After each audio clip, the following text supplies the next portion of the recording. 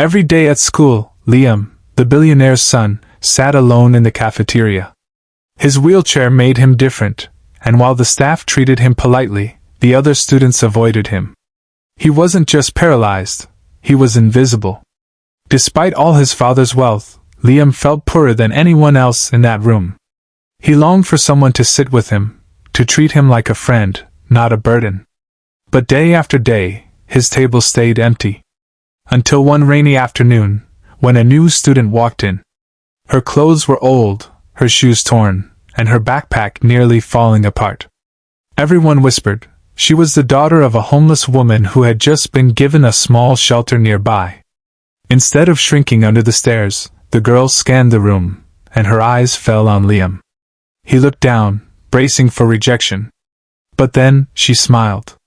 Without hesitation, she carried her tray and sat beside him. The cafeteria went silent. For the first time, Liam wasn't alone. She introduced herself as Emma, and while others laughed behind their hands, she ignored them. She asked him about his favorite books, and when he stammered nervously, she waited patiently.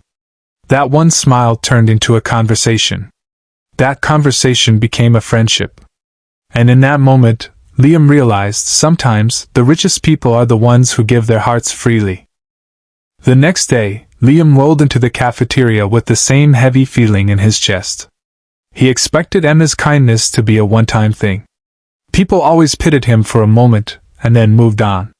But when he reached his usual empty table, there she was, already waiting. Emma waved, smiling brightly as if she had been saving that seat just for him. For the first time in years, Liam felt wanted.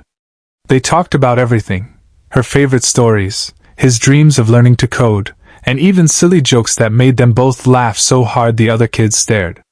Liam didn't care. For once, he wasn't the lonely boy in the wheelchair. He was just Liam. But not everyone was happy. A group of students whispered loudly, mocking Emma's ragged clothes and Liam's chair. Perfect match, the broken ones, one sneered. Emma froze. Liam's hands tightened on the wheels of his chair. He waited for her to get up, to walk away like everyone else. But instead, Emma turned to them and said, better to be kind and poor than rich and cruel. The cafeteria went silent. Liam stared at her, stunned. No one had ever defended him like that. When the others finally looked away, Emma leaned closer and whispered, don't listen to them. They don't know what real strength looks like. Liam's throat tightened. He thought he had nothing to offer anyone, but Emma made him feel valuable, like he mattered. And in that crowded cafeteria, a homeless girl's courage became more powerful than all the money his father ever had. At home, Liam's father, Mr. Anderson, had grown used to his son's quiet dinners and distant stares. Despite all the therapists, tutors, and expensive gifts, Liam rarely smiled. The billionaire could buy the world, but not his son's happiness. But one evening, something was different. Liam rolled into the dining room, grinning ear to ear. He couldn't stop talking about a girl named Emma who sat with him at lunch, who told the funniest jokes, who didn't treat him like a project but like a friend. Mr. Anderson blinked, stunned. His son hadn't spoken with that much joy in years. Emma, you say? He asked carefully. Yes. Liam beamed. She doesn't care about the wheelchair. She just sees me. Those words pierced the billionaire's heart. All the money he'd spent on tutors and doctors had never given Liam what this girl had, a reason to feel normal. The next day, Mr. Anderson quietly visited the school. From the back of the cafeteria, he watched Emma laughing with Liam, showing him how to fold a paper bird from a napkin. Liam's face glowed with life. But as Mr. Anderson's eyes moved to Emma's torn shoes and thin jacket, his chest tightened. He asked the teacher about her, and what he learned shocked him. Emma's family had recently lost their home. They were living in a shelter, struggling even to afford food. Yet here she was, sharing her lunch and her laughter with his son.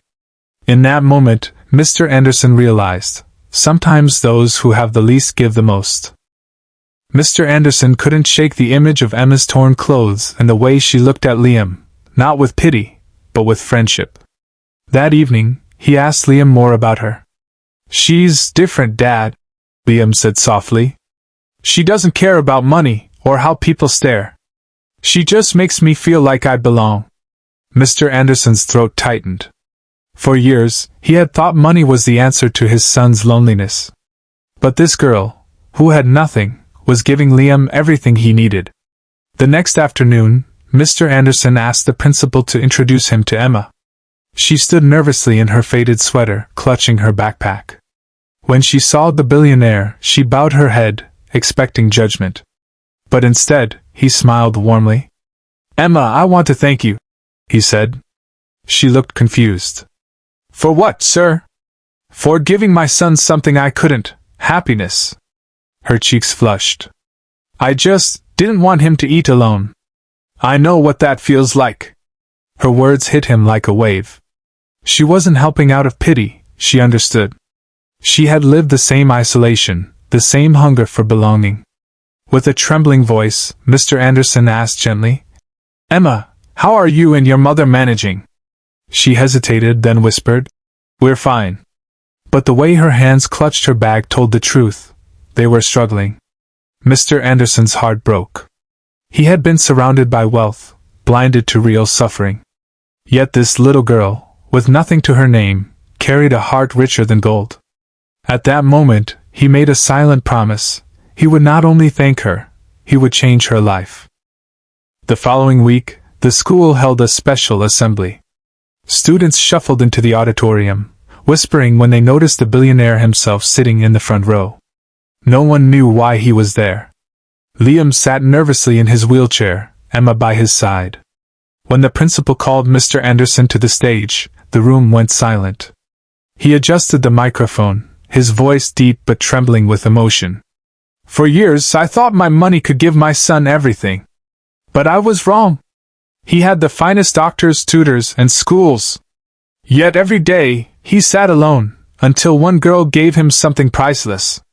The students glanced at one another, curious. Mr. Anderson's eyes searched the crowd and landed on Emma. "Emma," he said softly, beckoning her forward. She froze, then slowly walked to the stage.